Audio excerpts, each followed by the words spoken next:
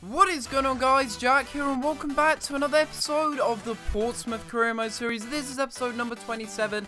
I'm going to start this episode off by going into a game here against Crawley Town, and we are going to go ahead and sim it here with a fairly strong side. Not our strongest side, but we are going to sim it nonetheless, and we'll hope for a win. But before we get into anything, guys, I just want to thank you guys for the support you gave me on the last episode, but I also want to apologise.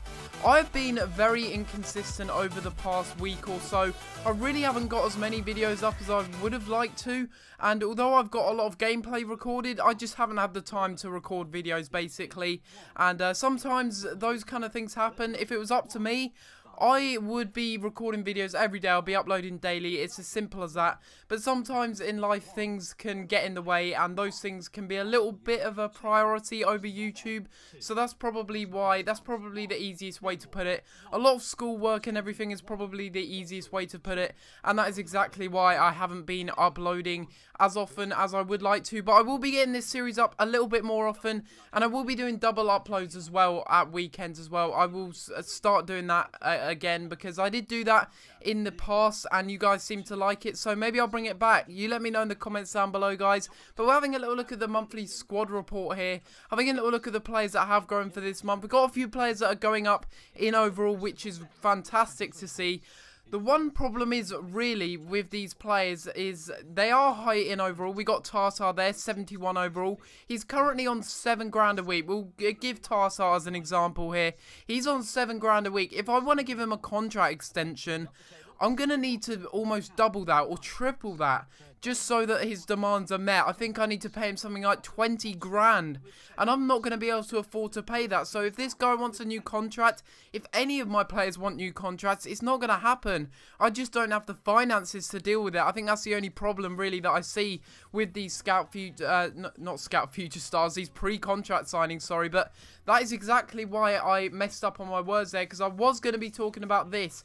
I did get another Scout Future Star, as you can see there, and the Scout has been dispatched. And we'll have a look in a few episodes' time as to what kind of player that we did get from the Scout, and hopefully it will be a good player. We've already got Remy Baccar, the French centre-forward. I will be sending him out on loan in January because he does need a little bit more playing time. He does need to get some game time to allow him to grow in a few overall points, because currently he's not good enough to get into the side. To be honest, his physical stats are diabolical basically, and I really do hope that this next Scout Future Star is going to be a little bit better. We'll have to wait and see, but we are going into the first game of this episode, guys, and it is going to be against Walsall here in the Football League 1, and Walsall, they've got a fairly good team. The one player that I do know in their team is Romain Sawyers. I think that's how you say his name. I do believe he's Jamaican, or he might be from Democratic Republic of Congo. How on earth that's not a foul there? I just put that in because I have no idea how that's not a foul. That is absolutely ridiculous. But yeah, I was talking about Romain Sawyers, a potential central attacking midfielder that I could sign. I do believe I can get him on a pre-contract signing if I do want him to, but we've got enough cams at the moment. So at this moment in time, I don't think we'd need to get Romain Sawyers into the club, because we got this man playing as a central attacking midfielder, and when he's getting all these goals, you wonder, really, do we need to bring any players in? I will be trying to sign some pre-contracts in January, you know, just to strengthen the side even more. If we get into the championship, I really hope that we do get into the championship. It is looking very likely here as Keiko sprints all the way past his man. It's shocking defending here as he whips in a low cross and it's put into the back of the net. It's stabbed into the back of the net, I should say, on the slide by Danny Ward. It's a really, really good delivery and a great run in the first place from Keiko, who has medium-high work rates, and that kind of put me off from using him at the beginning of the season, but he's turning out to be a pretty good player actually at the right midfield position, and it's led me to actually put Wallace into the left midfield position, because Keiko at the moment is just absolutely dominating, as well as Tartar. Getting past the defence is way too easy for him, and really in that situation the goalkeeper should have done a lot better. I have no idea what he was doing there. O'Donnell, I do not know what you're doing. You really shouldn't have parried it like that right into the path of Danny Ward, because he's just going to put it home every single day of the week. A weird animation, I have to admit, from a shot which could have easily been parried over the bar, but in the end we make it 3-0, and that really does question whether I should put it up to legendary again, because clearly we are winning games with ease. we're taking our chances well, and that's because we got good finishers. It's simple as that. You know, Walsall had a few chances in the game, but because they don't have world-class players like us, it's not going to happen. As Ledson steals the ball here from the defender, he runs all the way into the box from the midfield, and he manages to put it into the back of the net and get us the 4th goal of the game. And it is Ledson to get his first goal for Portsmouth, which of course is absolutely fantastic. A central midfielder who arrived from Everton for a ridiculously cheap sum. It's as simple as that. And he gets the goal there. His first one in a Portsmouth shirt. And he gives us a 4-0 lead here, which is absolutely ridiculous. And that is how the game would end. So we end up winning 4-0. And I have to say, we played incredibly well in that match. We absolutely dominated Walsall from the first minute to the last minute. I think it's fair to say that. Danny Ward getting 2 goals, Tartar getting 1, and of course Ryan Ledson getting his debut goal for the club, which is absolutely brilliant to see. You can see we had a lot of shots. We had 6 shots and 6 on target, and to score 4 goals from that, that's pretty impressive, I have to admit. I'm very happy with the team at the moment, especially in the attacking front. Maybe not so much in the defensive line. I think we could improve our defence, even though we've got Romagnoli, we've got other good players in there as well. But we are going into a game here against Crawley Town. Second time we're playing them today in this episode, and it will be in the J Paint Trophy here against Crawley Town. Really a competition that I've got mixed feelings for. I'm really on the fence. I don't really mind if we get far in this competition, but if we get knocked out tomorrow, it really doesn't matter. It really doesn't, because there's no financial benefits from this. You know, that's all I really care about at the moment, considering we have such a low budget to play with at the moment.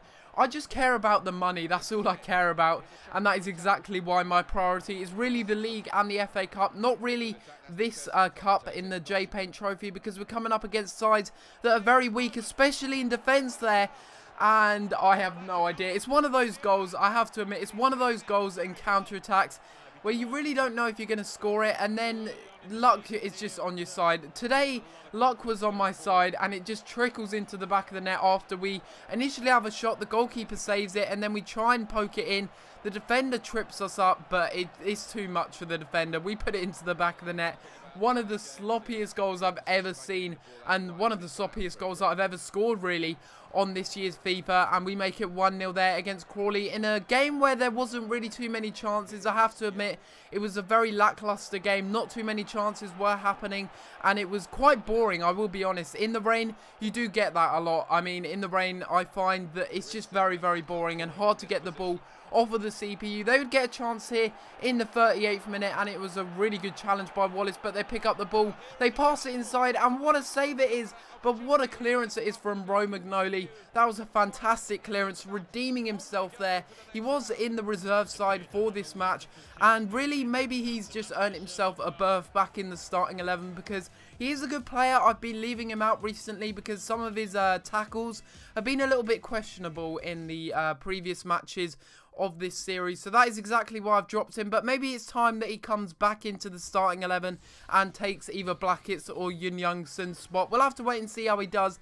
in upcoming matches, but at the moment I'm not really comfortable with using him at the back. I'm really comfortable with using Blackett at the back with Yun Youngson, because those two are just absolute monsters at the back. It's as simple as that. As we go into another match here, and it is going to be against Luton Town, and the reason I did go ahead and sim this, I don't like simming games, I will be honest. I don't like simming games consecutively, and I don't like doing them in the space of one episode. I don't like doing more than one in the space of an episode. But we do go ahead and pick up a 2-1 win there, and it was Bakar and Ward getting on the score sheet. Of course, our scout future star, and it's good to see him getting a goal there, coming off the bench and scoring in that match and making it 2-1, making sure that we pick up the 3 points, and that was a vital 3 points.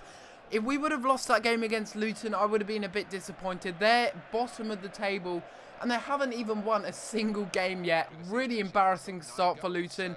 But the most important thing is we pick up these easy 3 points in these matches. I mean, bottom of the table size, maybe I should just go ahead and sim them all when we're playing against them, especially if we're at home, as we get a really good chance in this game very early on against Port Vale. And Port Vale, I do believe they were a N-Power League 2 side maybe last season. I don't think they came up with us. I may be wrong. Correct me if I'm wrong. I'm pretty sure they were an N-Power League 2 maybe last season. I'm not too sure, I really am not, but I'm getting sidetracked. It doesn't really matter. We got a goal there, and it's Danny Ward again.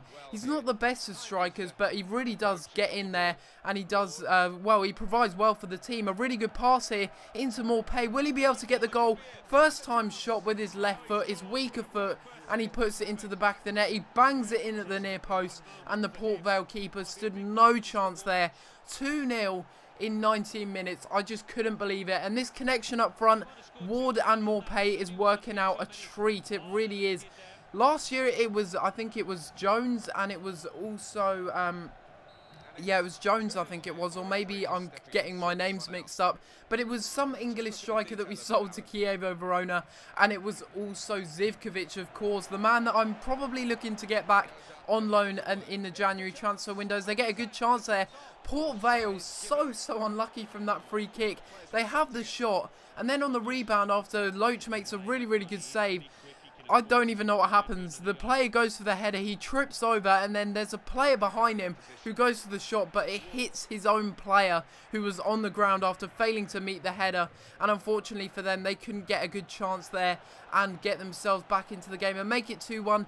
But luck was on my side today, I have to admit. Luck was really on my side as we get a good chance here. A low cross again, and this time it's just ridiculously lucky. I didn't even mean to shoot there. Off balance with Morpay, but he gets the goal nonetheless, and I'm very happy with that.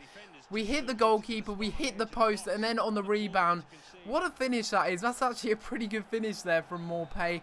An unusual finish, yes. Off balance, yes, but it's still a goal, and we make it 3-0 in this match. Would they find themselves a way back into the game? Well, in the 62nd minute here, Port Vale get a really good chance, and unfortunately, Romagnoli, the person that I put back into the side, makes a horrible mistake, or maybe that was Yoon Young-sun. I'm not even sure who that was actually. I think it was Yoon Young-sun who makes a horrible mistake there, trying to go for the interception, and Tom Pope puts it into the back of the net there and makes it 3-1. Gives them a little bit of hope in this match, but they were really lacking any confidence. Right here, I have no idea what they're doing, but Big Romana picks up the ball. He crosses it into the middle, or passes it across goal, sorry, I should say, and it's Tartar to put it away. He's not going to miss it from there, and he puts it into the back of the net, capitalizing on a defensive error, really. Big Romana coming off the bench, getting an assist. One of the easiest assists that he's ever going to get in his life, but it's Tartar getting his 8th goal in the Football League One, and that does wrap up this game, guys, and the episode. So a really high scoring episode this has been, and maybe that's the sign that I should up the difficulty. You guys can let me know down in the comments below, and you can decide whether I should up the difficulty or just keep it as it is for now. But this will be the end of the episode, guys. Hopefully you have enjoyed, and if you have, please be sure to leave a like on the video and subscribe if you haven't already. But other than that, guys, I'm going to have to leave it there, and I'll see you next time for another video. Thanks for watching.